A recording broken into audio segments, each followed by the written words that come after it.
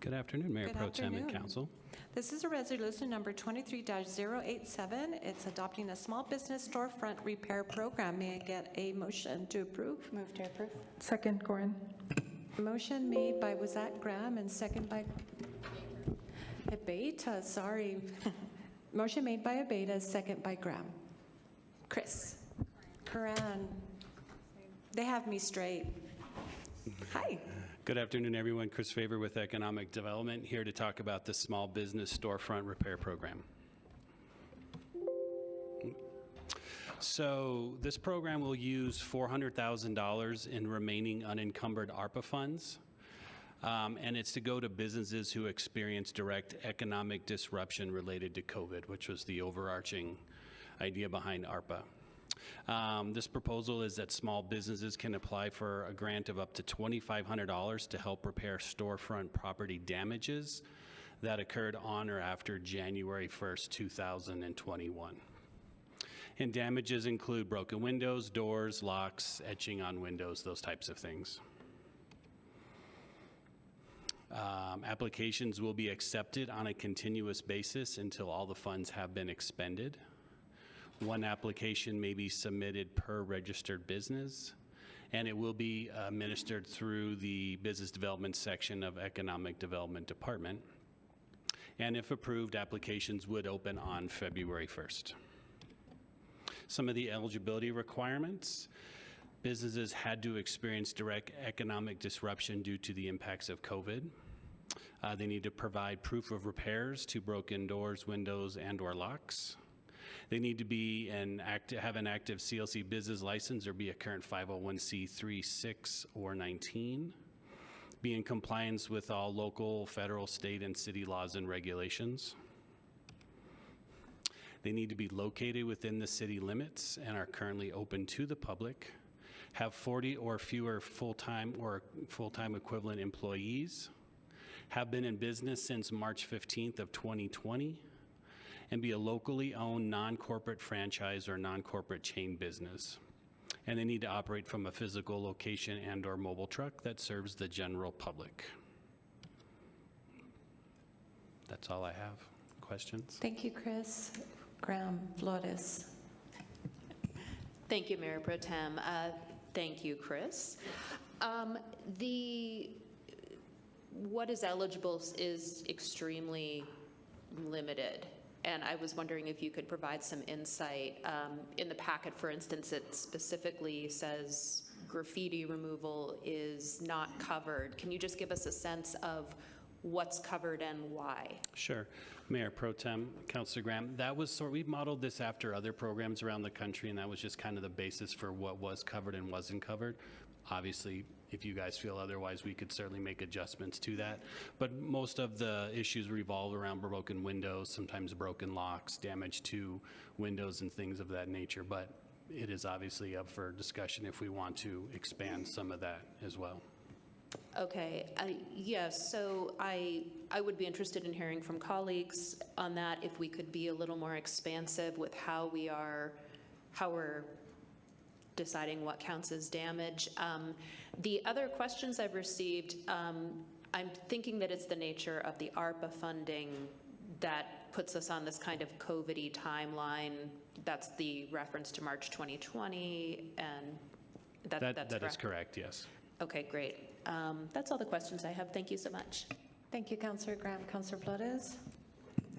Thank you, Madam Chair, and thank you, Chris Favor, for your presentation. When we discussed this at the Economic Development Policy Review Committee, did the issue of insurance by the business owner come up? It did come up, didn't it? And can you refresh my memory as to, because I don't see that as a requirement to qualify for reimbursement. Right. Mayor Pro Tem, Councilor Flores, yeah, I think probably a lot of these will go to reimburse businesses for expenses they had to pay for a deductible, things of that nature, so yeah. Good, because I thought, okay, does my memory serve me well? And it Yes. did. And I'm happy to hear that. Thank you so much. Thank you, Madam Chair. Yes, thank you, Councillor Flores. Councillor Bencomo. Thanks, Councillor Flores, for that clarification, and Chris, for you and Economic Development staff for bringing this forward. I think it's good and innovative use of funds not tied down by anti-donations, so I appreciate that very much. What's a 501c6 and 19? Can you give me an example of that? Councilor Flores, Mayor Pro Tem, Councilor Bencomo, I'm not exactly sure on what a C6 or 19 is. Might have to get some clarification. Those were the criteria that we used for the CARES grant when we Okay. did that a couple Oh, years okay. ago. So I remember there was some discussion around that, and it seemed like those were the ones that were should be accepted, but I don't know Okay. specifics, all the details for each of them.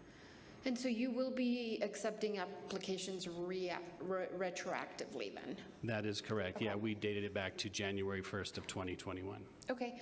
I also did appreciate some of the pieces you had on this last slide around, under fewer than 40 locally owned, non-corporate. I think those are really important, so I really appreciate that, Chris. I also just, while I think this is important and a good use of these funds that are left over, it's still a Band-Aid. And we can never pay back someone's lost peace of mind, right?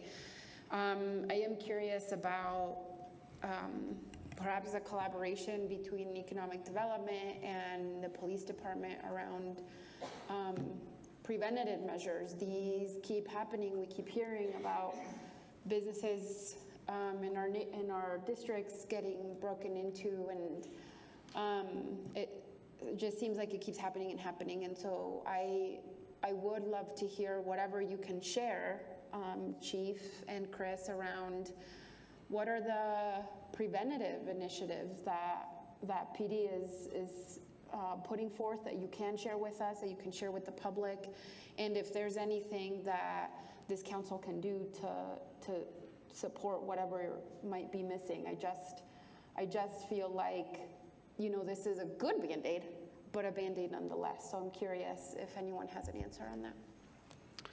Mayor Pro Tem, Councilor Bencomo, I'll defer to Chief Dominguez on that one. Mayor, Councilor Flores, our patrol officers and our street Bencomo. Mayor Pro Tem, Councilor Bencomo, my apologies, Councilor Flores. Our patrol officers and patrol shifts and our street crime units continue to work projects diligently day in and night to prevent especially commercial burglaries, which is what we're discussing right now. It is important to point out that we have had a large rise in commercial burglaries since COVID, and it continues to happen. We have seen small decreases at times based on weather and things of that nature, but we do continue to see a large increase in commercial burglaries, not necessarily storefronts, which is what was mentioned here, but we do see some modus operandi where they're going in through back doors, breaking in through windows, things of that nature. We feel the frustration from business owners as well as citizens that come forth.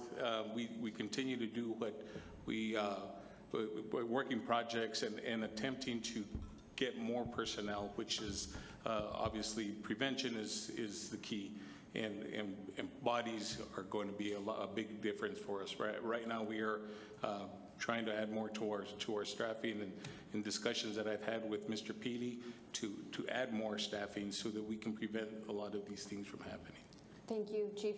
And just, I didn't quite catch you. Did you say staff aides or staffing? Oh, okay. Staffing. Oh, okay, thank you. I thought staff aides. I was like, what are staff aides? Thank you, Chief. I appreciate you noting that, and I'll continue my conversations with our city manager as well. And I do want to also just note a big thank you to like Officer Glimpf, for example, who goes out to your business and even your homes and assesses your risk factors. And so that's been a really big help for people in my district. And so I just wanted to express my gratitude for that as well, and all the Small Business Watch programs that he has helped start. Those are all my questions, Chris. Thank you. I really appreciate it. Thank you, Councilor Bencomo. Oh, my God. sorry, Councilor Abeyta. But we're going to say that Councilor Flores looks younger today, right? Yes. Thank you. Mayor Pro Tem, just a quick comment based on what I just heard from Chief. I do know that we're going to have a lot of our budget conferences next month, and so I hope that this type of issue is something that is brought up during those meetings as we look at what is necessary and needed for the budget next year. So thank you, and thank you, Mayor Pro Tem. Thank you, Councilor Beta. Chris, thank you for bringing this forward. It's outside of the box and creative, and when you brought a number of things along to our economic development PRC. I want the public and the business to know that we think about these things. This is like something that's very important to us. You know, when we get public comment, it's almost like people are thinking, you know, you don't care, and that's just far from the truth. We do care. We're doing what we can based on what the tools right in our toolbox. Appreciate your ingenuity and looking sort of, again, outside the box. I have a couple of concerns. We talked about a police report being made. I didn't see that as part of the criteria. And the reason that I am pushing this a little more today is because I'm getting the impression, and when I do speak to businesses, they are not calling police, and there have been a couple of instances where I've tagged or copied Chief and Officer Glimp and Klemek, and the folks that are on the receiving end of some of this crime have not called police. They go and they look and research that information, and it's not being reported. And that is something that we have to curb. We have to work together.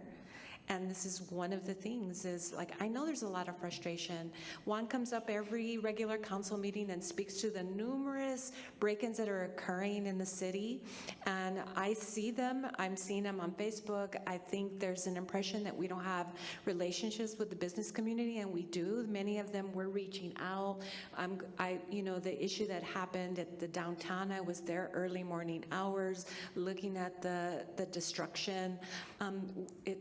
So when you start digging in, our business community isn't calling police, and that's sort of the first thing that they should be doing so that police can start investigating. And I'm not saying that it's happening all the time. Please don't misunderstand what I'm saying, but this needs to be a part of the criteria. They have to make a police report in order for police and the groups that are established to do the work that they're supposed to be doing to catch the criminal.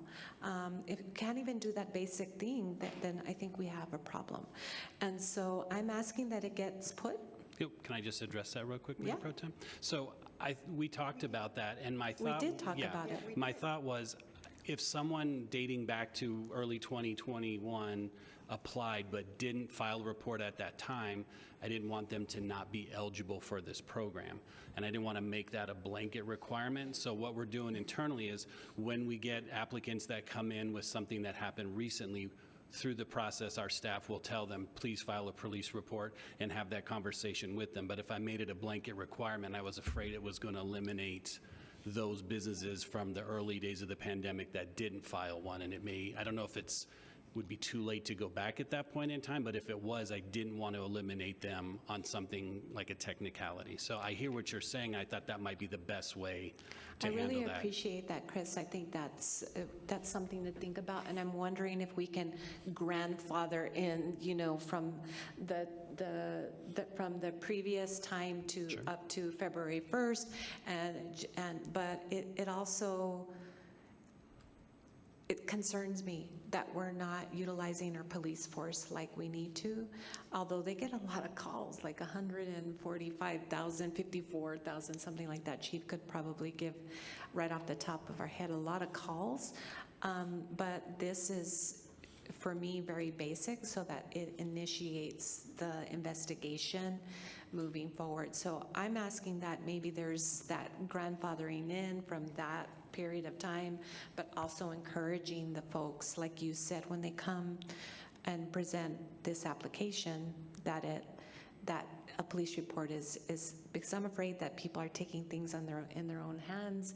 We've had issues where that has happened and a person got shot dead because they went after someone that had a gun, and so it's creating a lot of tension and concern in the community there. And I realize that all of us have what we have because we work for it, and truly what's happening is a lot of this is drug related, according to what Chief and I have spoken about, related to this increase in crime. So I'd like to say that, and let's see, I think it's important to also, I appreciate Councilor Bencomo and others talking about like what PD is doing. Prevention is really important. And I've been thinking about how the Las Cruces Care Unit, although they're just two, could really help and provide some guidance along with the victim advocates that PD has, specifically when our business community is being targeted. And so I'd like to see at least one, or maybe hiring another Las Cruces Cares advocate specific to our business community, so that they can reach out upon hearing that they've been broken into and sort of outline what are the steps, and sort of kind of like a warm handoff almost, right? And that would be the liaison, if you will, to the people on patrol. And I've been talking about this for some time, and I'm really hoping that this can be a piece of this component. And if you need more money to be able to do that, I think I know some people. You know some people? I know some people that could approve from the, an additional Las Cruces Cares advocate specific to our business community. I think it will go a long way. It will bridge the gap or the barrier that I think a lot of our businesses are feeling related to the city and police department. So, anything else? Any other? Councilor Graham? Is this the point where I can propose my amendments? Yes, you can. To the resolution? Yes. Sorry in advance, Christine. Oh, no. Hit me. Mayor Pro Tem Councilor Graham, I was actually going to say that the resolution is written so non-substantive and substantive issues can be made to the program itself. So we can give direction to the city manager to add that if you would like, instead of an amendment. Okay, so we would be able to relax the standards on what is eligible, and we could also remove the provision that specifically is Correct. graffiti. Okay, Correct. I'm happy then, thank you. So, no, we don't have to say specifically, oh, just give direction to EFO. Gotcha, okay. Direction. We're giving you direction. I think we did, right? We're pretty specific. Do we want to recap? Do you know what Chris? Mayor Pro Tem, I can go back and rewrite the language and work with city manager's office to make it a little bit more. Expansive. Yeah, expansive, good word, yes. I can work on that today. You know, one of the other things I think I'd like to talk about is I did get a couple of emails about the urination and defecation and why isn't that included. I want to say that we have very specific programs like the spot cleanup van that comes very much if police, if that has happened. But maybe it's not working in its entirety because it's not a 24/7 program, and so I want us to consider, looking at that, because that is a pretty tough thing to have to do when it happens late at night and you're in the morning having to open up. The onus is on you to clean that up. We can't wait for the spot van to come and clean that up. So I wanted to bring that up. I had just remembered about that.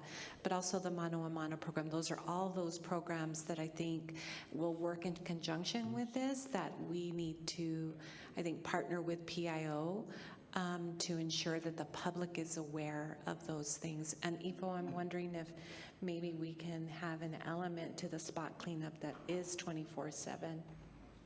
Yeah, I'm not sure, but we should probably have a little more conversation about that, because I think that kind of thing is really happening, and hopefully the hygiene stations will alleviate that, but until then, that continues to be an issue.